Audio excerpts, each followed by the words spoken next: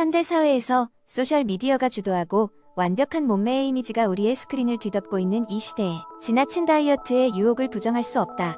많은 사람들이 영향력 있는 인플루언서들이 손쉽게 체중 감량과 완벽한 건강의 비밀을 찾은 것처럼 보이는 순간 빠른 결과의 약속에 끌리게 된다. 하지만 영양학이라는 복잡하고 종종 혼란스러운 세계를 탐험한 경험을 바탕으로 나는 경각심을 불러일으키는 이야기를 전하려 한다. 조금의 깨달음이 담긴 경고의 이야기. 모든 것은 대학 2학년 때 시작되었다. 많은 학생들처럼 수업, 아르바이트, 그리고 활발한 사회생활을 병행하면서 스트레스를 느끼게 되었고 변화를 갈망하게 되었다. 어느 저녁 무심코 인스타그램을 스크롤하던 중 샵 비건 클렌즈라는 해시태그를 우연히 발견했다. 유명한 인플루언서들은 놀라운 결과를 자랑하고 있었다. 빛나는 피부, 빠른 체중 감소, 그리고 병에 담긴 번개와 같은 에너지. 이는 신체의 리셋 A 새로운 시작에 대한 기회라고 생각되었다. 유혹을 느끼고 약간 절박해진 나는 이 여정을 시작하기로 결심했다. 추천된 모든 음식을 구입했다. 이국적인 과일, 토끼를 만족시킬 수 있을 만큼의 케일, 그리고 마법처럼 보이는 식물성 단백질 파우더까지. 며칠 후 나의 초기 열정은 허기의 괴로움과 피로감으로 이어졌다. 다이어트를 철저히 따랐음에도 불구하고 나는 느린 감각이 들고 짜증이나 약속된 생기와는 정반대의 느낌을 받았다. 주저하지 않고 나는 기어로 돌입했다. 또 다른 추세의 다이어트는 급격한 체중 감소와 끝없는 에너지를 약속하는 케토 다이어트였다. 탄수화물을 거의 완전히 줄이고 대신 지방과 단백질에 집중해야 했다. 내 찬장은 아보카도, 견과류, 그리고 내가 존재하는 것을 모르던 만큼의 치즈의 성지가 되었다. 처음에는 이 다이어트가 효과가 있는 것처럼 보였다. 체중은 줄어들었고 에너지가 넘쳐나는 듯했다. 그러나 사회적 고립이 뒤따랐다. 친구들과의 피자가 있는 저녁이나 파스타 만찬에 참여할 수 없게 되면서 내 사회생활은 급격히 나빠졌다. 좌절한 나는 영양사와 상담하기로 결정했다. 그녀의 통찰력은 나의 시각을 바꾸어 놓았다. 그녀는 지나친 다이어트가 단기적인 이점을 제공할 수 있지만 종종 개인의 영양적 필요의 복잡성을 무시한다고 설명했다. 그녀의 말에 따르면 비결은 극단적인 것이 아니라 균형과 지속 가능성에 있었다. 강조해야 할 것은 가급적 가공되지 않은 전체 식품, 마인드풀 이팅 실천, 그리고 개인의 몸에 맞는 규칙적인 신체 활동이었다. 그녀의 지도 아래 나는 더 홀리스틱한 식습관을 채택하기 시작했다. 식사는 단백질, 탄수화물, 지방, 그리고 중요한 모든 녹색 채소의 균형 잡힌 조화가 되었다. 나는 제한보다는 절제를 연습했고 곧 체중계에 믿지 못할 변화들을 알아차리게 되었다. 에너지 수준이 안정되었고 기분이 좋아졌으며 음식과의 관계는 적대적이지 않고 조화롭게 바뀌었다. 시간이 지남에 따라 나는 한 사람에게 맞는 것이 다른 사람에게는 맞지 않을 수 있으며 진정한 건강은 순식간의 트렌드가 아닌 자신의 몸이 필요로 하는 것을 이해하고 존중하는 것에 달려있다는 것을 깨달았다. 건강하고 즐거운 생활 방식을 유지하는 것이 핵심이다. 이 경험은 나에게 급속한 해결책의 매력이 강력하지만 종종 오해를 불러일으킨다는 것을 가르쳤다. 진정한 건강은 복잡하며 개인적이며 일률적인 해결책에서는 찾을 수 없다. 이 이야기의 장을 닫으며 내가 남기는 교훈은 간단하다. 자신의 몸에 귀를 기울이고 신뢰할 수 있는 출처로부터 지식을 찾으며 무엇보다도 균형과 기쁨을 식단 선택에서 우선시하라. 지나친 다이어트의 진실은 그들의 약속이 아니라 우리가 진정으로 우리에게 맞는 것을 재평가하고 발견하는 능력에 있다. 두 번째 이야기, 옛날 옛적 면역력 강국이라 불리던 나라가 있었으니 그 나라는 바른 식생활과 건강에 대한 철저한 관심으로 유명했다. 그 중에서도 특별한 10개의 슈퍼푸드가 면역력을 높이는 비결로 사람들에게 전해져 내려오고 있었다. 첫 번째는 샐러리. 잘게 썬 샐러리는 주로 샐러드와 스무디에 들어가 사람들의 식탁에 자주 오르는 녹황색 채소였다. 샐러리는 비타민C가 풍부하여 감기 예방에는 제격이었다. 두 번째는 고구마. 고구마는 달콤한 맛이 나는 뿌리채소로 베타카로틴이 포함되어 있어 항산화 작용을 통해 세포를 보호하는 힘이 있었다. 세 번째로 소개할 음식은 케일이다.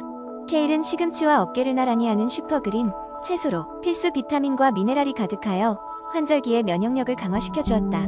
네 번째는 마늘. 마늘은 특별한 향 때문에 요리에서 빠질 수 없는 재료였고 그 속에 알리신 성분이 면역 세포를 활성화시켜 체내에서 바이러스와 균을 무찌르는 강력한 무기가 되어 주었다. 다섯 번째로는 생강을 들 수 있다. 생강의 매콤한 향과 맛은 몸을 따뜻하게 하고 면역계의 활동을 촉진시켜 감기에 효과적이었다. 여섯 번째는 아몬드. 아몬드는 건강한 지방과 비타민 E가 들어있어 피부 건강을 지켜주며 면역 체계의 기능을 활발하게 유지시키는 데 일조했다. 7번째로는 그릭 요거트가 있다. 프로바이오틱스가 가득한 그릭 요거트는 장 건강을 책임지며 면역력 증진에 큰 몫을 하였다. 8번째는 녹차. 녹차의 카테킨은 강력한 항산화제 역할을 하여 세포를 보호하고 바이러스 감염을 예방하는 데 도움이 되었다. 9번째로는 강황이 있다. 강황의 성분인 커큐민은 항염 효과가 탁월하여 면역력을 강화시켜 주었다. 마지막 10번째 음식을 꼽자면 블루베리도 잊을 수 없다. 항산화 성분이 풍부한 블루베리는 세포 손상을 방지하고 면역 기능을 높이는 데 기여하였다. 이렇게 10개의 슈퍼푸드는 그저 먹는 즐거움을 넘어 면역 건강의 비결이 되어 사람들의 일상을 건강하게 지켜주고 있었다. 이 음식들은 면역력을 높이기 위해 부지런히 메뉴에 포함되었으며 사람들은 늘 건강한 삶을 살아가고 있었다. 세 번째 이야기 45세의 지영은 요즘 부쩍 피곤함을 느끼고 있었다. 사소한 일에도 짜증이 나고 밤마다 불면증에 시달리는 일이 잦아졌다. 그러던 어느 날 지영은 회사 동료 미니와 점심을 먹다가 미니가 갱년기에 대해 이야기하는 것을 듣게 되었다. 미니는 자신이 겪고 있는 증상들을 이야기하며 지영에게도 비슷한 증상이 있는지를 물었다. 지영은 미니의 이야기를 들으며 자신의 상태가 갱년기와 관련이 있을지도 모른다고 생각하게 되었다. 그날 저녁 지영은 인터넷을 검색하며 갱년기에 대해 더 많은 정보를 찾기 시작했다.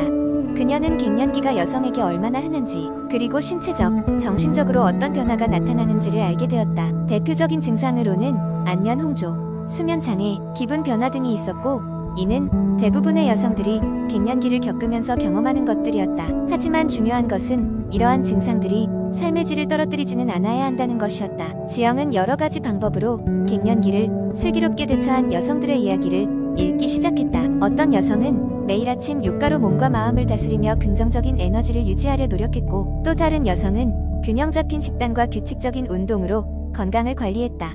지영은 그들의 이야기를 통해 스스로도 갱년기를 지혜롭게 극복할 수 있다는 용기를 얻었다. 며칠 뒤 지영은 근처 여성건강 클리닉을 방문하기로 했다. 그곳에서 전문의를 만나 자신의 증상에 대해 상담하고 필요한 경우 호르몬 치료나 보조 영양제를 고려해볼 생각이었다. 의사와 상담을 통해 지영은 자신의 상태를 보다 명확하게 파악할 수 있었고 앞으로의 방향을 정할 수 있었다.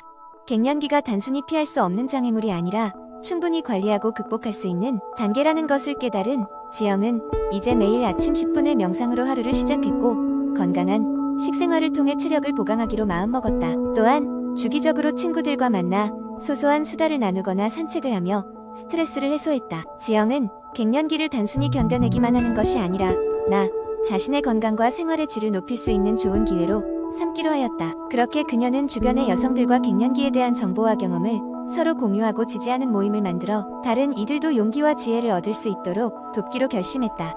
지영의 이야기처럼 갱년기는 여성의 삶에서 중요한 전환점이 될 수 있으며 이를 잘 관리한다면 더욱 건강하고 풍요로운 삶을 이끌어 나갈 수 있는 기회가 될 수 있다. 네 번째 이야기 옛적 강과 산이 어우러진 작은 마을에 건강한 몸과 뇌의 상태를 유지하는 데 몰두하는 한 나이가 지긋한 현자가 살고 있었습니다. 이 현자는 마을 사람들에게 불로장생의 비법이라며 뇌 건강을 지키는 특별한 식습관과 생활 습관에 대한 이야기를 전해주곤 했습니다. 그의 첫 번째 비법은 바다에서 오는 선물, 바로 오메가3 지방산이었습니다. 그는 사람들이 매일같이 생선을 섭취하거나 아마시 또는 호두를 즐겨 먹도록 권장했습니다. 그는 바다고기의 기름이 곧 머리의 기름이라면서 오메가3가 뇌 기능 향상을 돕고 염증을 줄이는 데 필수적이라고 강조했습니다. 두 번째 비법은 다양한 색을 가진 채소와 과일의 섭취였는데 현자는 이를 무지개 식사법이라고 불렀습니다. 그는 다채로운 색상의 과일과 채소가 각기 다른 항산화제를 함유하고 이선의 세포를 보호하고 노화 과정을 늦추는 데 도움이 된다고 설명했습니다. 블루베리,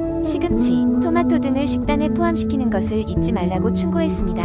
그는 또한 뇌 건강에 좋은 양질의 수면을 강조했습니다. 매일 일정한 시각에 잠자리에 들고 일정한 시각에 일어나는 습관을 들여 몸의 생체 시계를 유지하는 것이 중요하다고 했습니다. 수면 중에도 뇌는 하루 동안 받은 정보를 정리하고 신경회로를 강화하기 때문에 충분한 수면이 반드시 필요합니다. 현자는 물의 중요성도 빼놓지 않았습니다. 물은 뇌의 상당 부분을 구성하고 있어 충분히 수분을 공급하지 않으면 집중력이 떨어지고 피로가 쉽게 온다고 했습니다.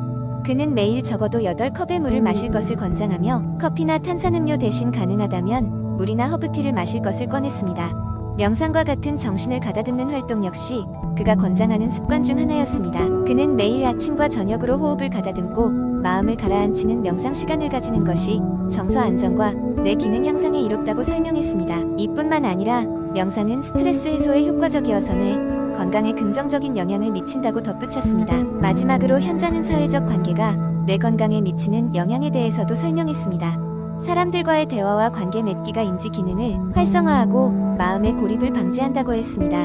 그는 마을 사람들에게 하루에 한 번이라도 누군가와 대화하고 소통하는 시간의 중요성을 일깨우며 이러한 사소한 것이 뇌의 장수 비결이 될 수 있다고 말하곤 했습니다. 이처럼 현자의 가르침은 오래도록 마을 사람들의 지혜로운 지침이 되어 마을 전체가 보다 건강한 삶을 누리게 되었습니다. 그의 이야기는 세대를 걸쳐 전해 내려오며 마을의 모든 이에게 큰 깨달음을 주었습니다. 결국 이 작은 마을은 건강을 유지하며 행복한 사람들로 가득 찬 곳이 되었고, 뇌 건강을 지키는 비법은 세상을 살아가는 데 없어서는 안 될 귀중한 지식으로 남게 되었습니다.